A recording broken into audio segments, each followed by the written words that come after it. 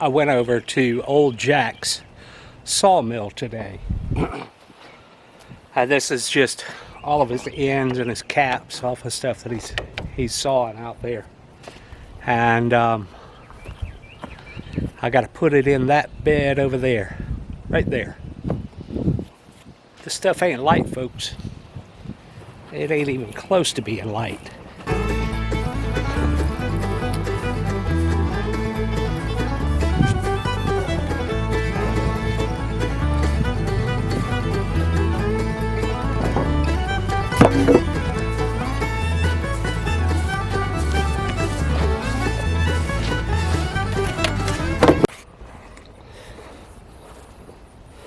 I'm kind of, sort of trying to be more strategic on this bed and placement of the wood. I don't know why, but I am.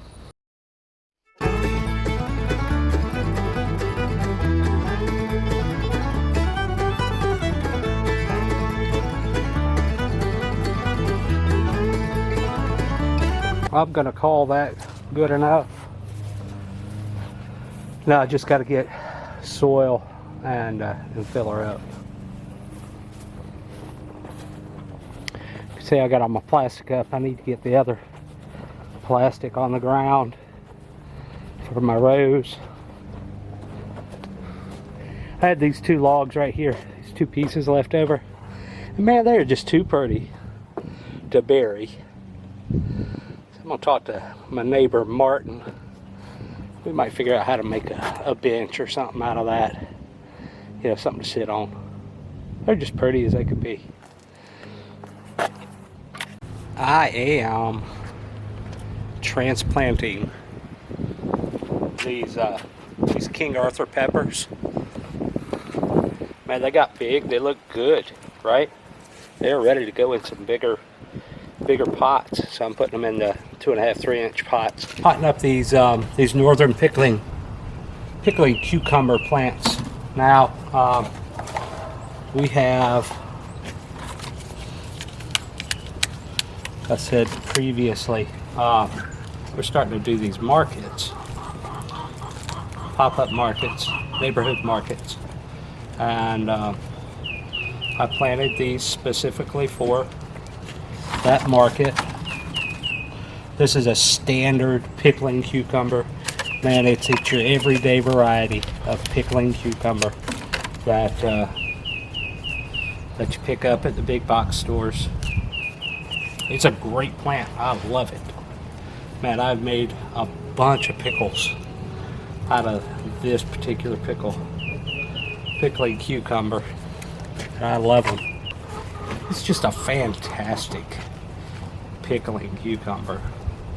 You know, a family could plant 3 of those, 4 of them, and have all the pickling cucumbers they could imagine. I see some beets coming up. That's awesome. We got beets coming up right here, folks.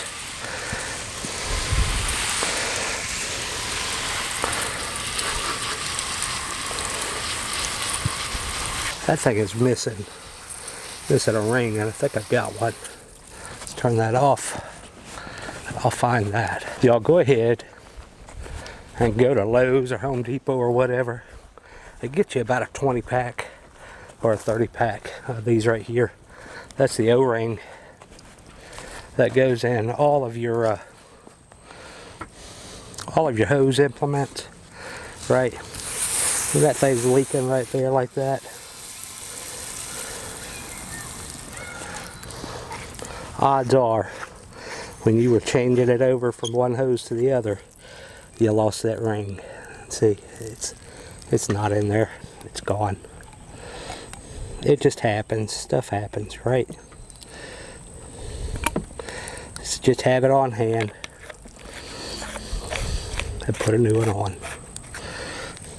That's all there is to it. I am really liking these new microphones that we got for the channel. I feel like I don't have to yell at y'all. That's nice. So check this out. Yeah, check this out. We got beets coming up. That's beets, y'all. We'll get a crop of beets, hopefully. Yeah, that's cool. So in this bed, right now we got 2 cabbages in here. We got this celery. You've never grown celery, go ahead and do it. You'll enjoy it. It tastes so different than the celery you buy in the store. So we got 2 cabbages and they are looking great. Here's one here and I got one down there. They're looking great.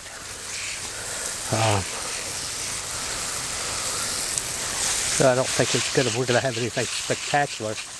This variety is called Cheers. You know, and I've bragged about that cabbage in the past. It makes a nice, big, tight head. It's great for sauerkraut. We make a lot of sauerkraut here. We've got, I guess probably about 3 gallons of sauerkraut. We'll be eating some of this lettuce here pretty soon. It's doing great. And then I've got some more lettuce I'm going to be planting pretty soon. I'll probably put it in this other bed up here. There's just something about being able to walk out the front door and pick a salad. These peas are doing great and they're really about to start climbing. You know, you can see the tendrils on here. There's a weed. You can see the tendrils. And so what I'm going to do, they're just about to grab that net, so I'm just going to take a ground cloth staple. I'm going to push that net down closer to the ground, just to make sure that that they're not hindered from reaching that. Yeah. We are about to start having peas. I mean, just any day now they're gonna go.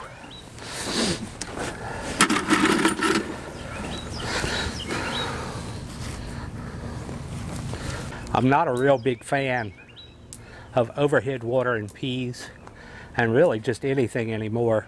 Here in deep South Georgia, the humidity is so high that any type of overhead watering that you might do increases your risk for mildew. And so if I can not overhead water and not add to the humidity that's already in the air, then I reduce my likelihood for mildew. Peas are one of those that they are very susceptible to mildews. And so I'm probably going to get a program of copper on the peas also, and that'll really help with any type of fungus that might be getting on them. Copper is a great fungicide, and it's something you should just keep on hand and be prepared, especially if you live in South Georgia. Make sure you have copper on hand, a copper fungicide. Make sure you have it, because it's going to pop up. Mildew is going to pop up, whether it's downy mildew or powdery mildew. You are going to have fungal issues with your plants in Southeast Georgia. Humidity is very high all the time. With humidity, mildew grows, mold grows. You know, a lot of people right here in South Georgia feel like they have such horrible allergies because of pollen. It's not just pollen that causes us to have allergy issues here, but it's molds. Molds are very prevalent in South Georgia. I'm sure y'all saw these big pots earlier when I filled them up. So I stuck a few plants in them. These are going to be for peppers. Nothing but peppers in these pots. And it's going to be 1 plant per pot. So here's the lineup. This front one, this is a King Arthur bell pepper. This is a long red chili. That's a cayenne. The third one here is a jalapeno pepper.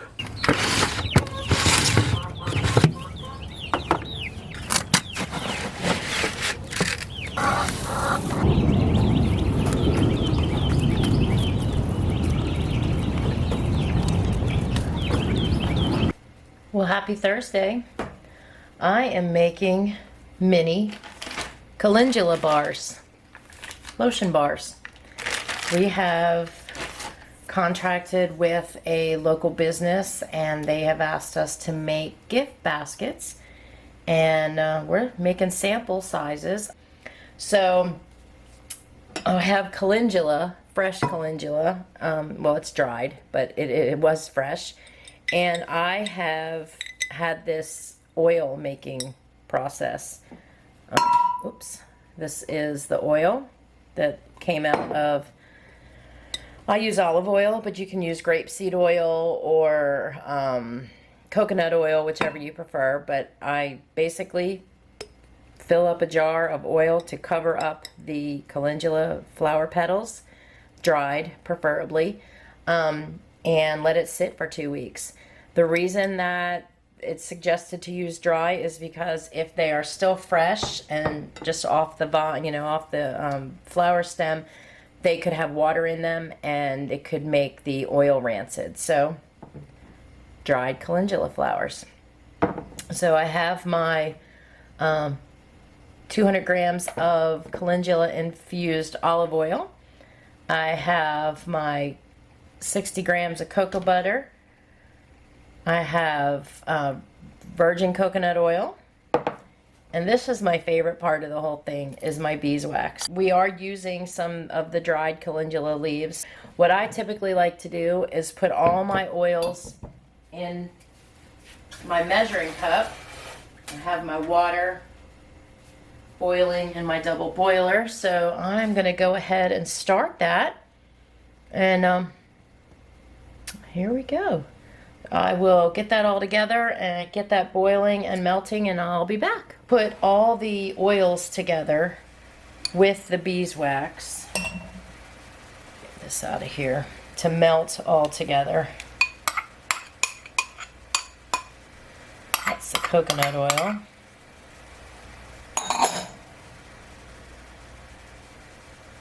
It's got a little bit of calendula petals, but that's all right because they're going to go in there anyway. And then we put the beeswax in.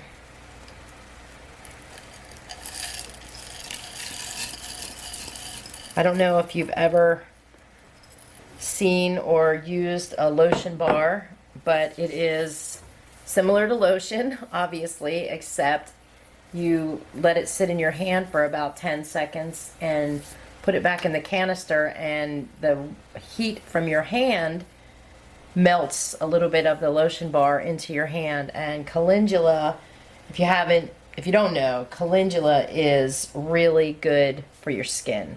It has healing properties, but you'll need to go look it up. But I have used it for a little while now since we started growing it, and we love it. All right. We are finished melting the, it's a little hot, but it is melted. Can you see that? It's nice and clear. So I'm going to now put my smell good stuff in it, which is lavender.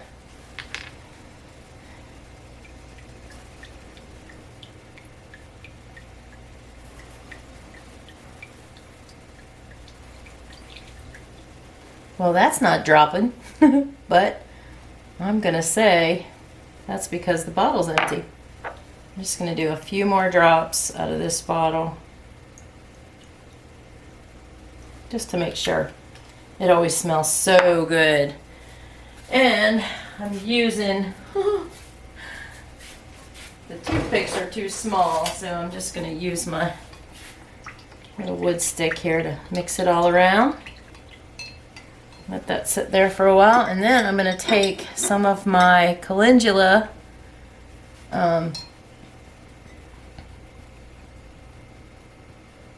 petals and put them in the bottom of the mold. It's probably going to be more oil than the molds because I didn't get 2. I was meaning to and I forgot, so. But if it is, then the wax and all the goodies can just get hard again, and I will heat them up and melt it again. But these will take, it's kind of humid in the house because of the storm we just had, so these might take a little bit longer than I like to harden up.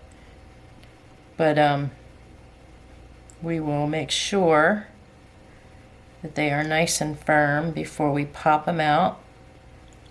And I can't wait to show y'all. They look so sweet. Aren't they sweet? And then we're just plopping them in these little tins.